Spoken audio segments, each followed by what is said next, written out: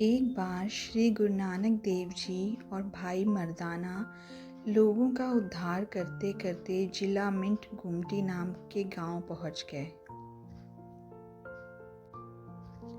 जब शाम का वक्त हुआ तो बारिश शुरू हो गई। तो भाई मर्दाना जी ने श्री गुरु नानक देव जी से कहा कि गुरु जी, बारिश शुरू हो गई है और रात भी होने वाली है।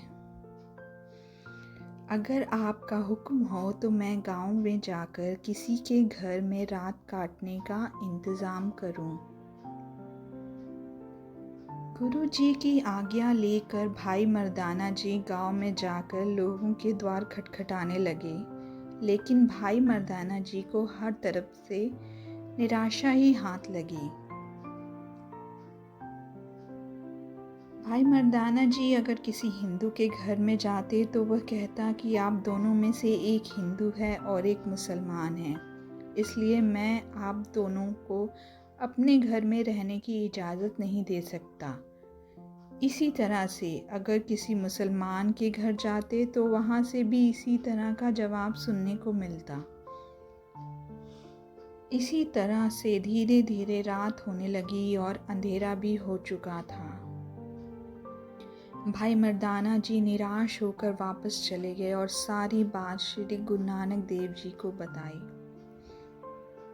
श्री गुरु नानक देव जी और भाई मर्दाना गांव के बाहर से आगे चल दिए। गांव से थोड़ा आगे आने पर श्री गुरु नानक देव जी और भाई मर्दाना जी को एक झोपड़ी दिखाई दी, जिसके अंदर एक दिया जल रहा था। जब श्री गुरु नानक जी और भाई मर्दाना जी झोपड़ी के पास गए तो उन्हें पता लगा कि इस झोपड़ी में कोढ़ी रहता है, जिसको इसके घर वालों ने गांव से के बाहर एक झोपड़ी बनाकर दे दी है।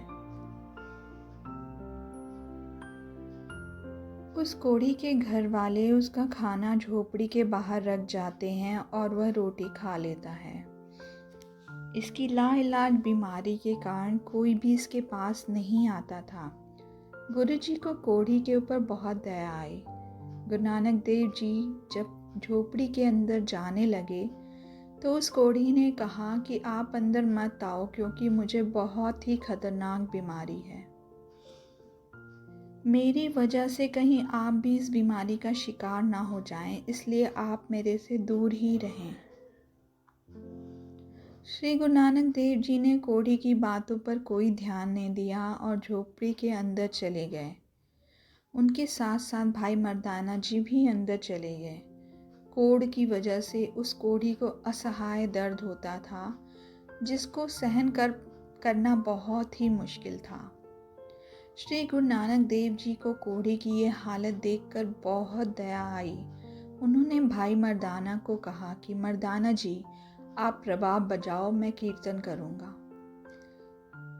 भाई मर्दाना जी रबाब बजाने लगे और गुरुजी ने कीर्तन किया, जिसका मतलब था कि शरीर को रोग तो तभी लगते हैं जब इंसान का मन रोगी हो जाता है, और मन तभी रोगी होता है जब इंसान परमात्मा का नाम लेना भूल जाता है।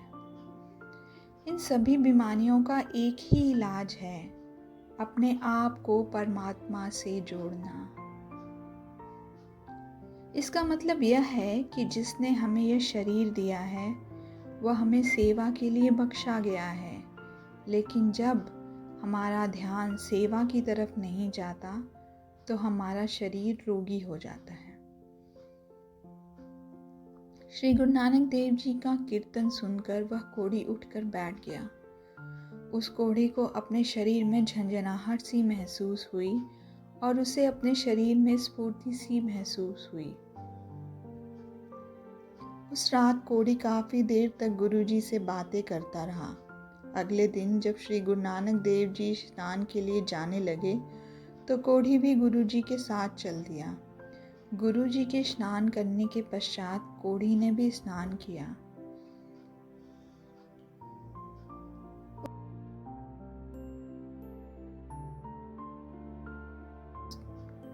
उस कोढ़ी को स्नान करने के पश्चात ऐसा लगा कि उसके शरीर में कोई बीमारी है ही नहीं।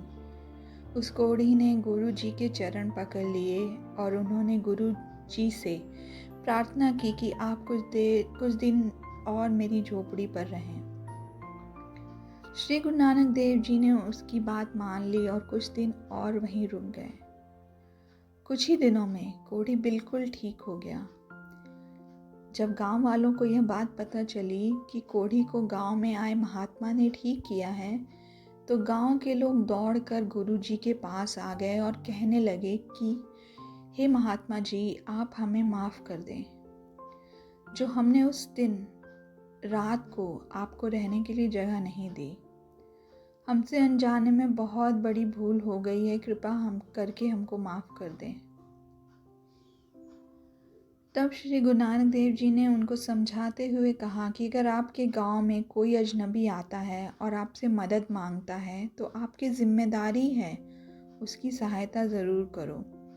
और दूसरी बात यह है कि अगर किसी इंसान को कोई बीमारी हो जाती है तो उसे अपने से दूर मत करो, बल्कि उसका मनोबल बढ़ाकर तुम्हें उसकी सेवा करनी चाहिए।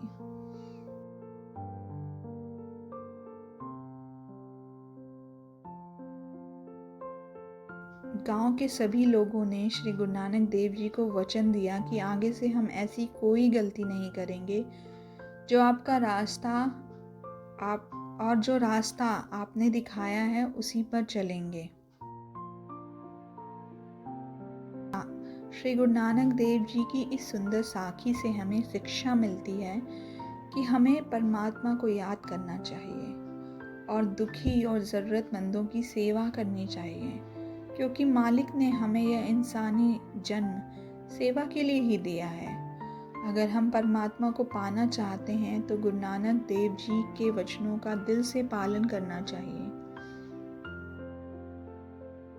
दोस्तों, अगर आपको यह साखी अच्छी लगी तो इस चैनल को लाइक, सब्सक्राइब और अपनों के साथ शेयर करें।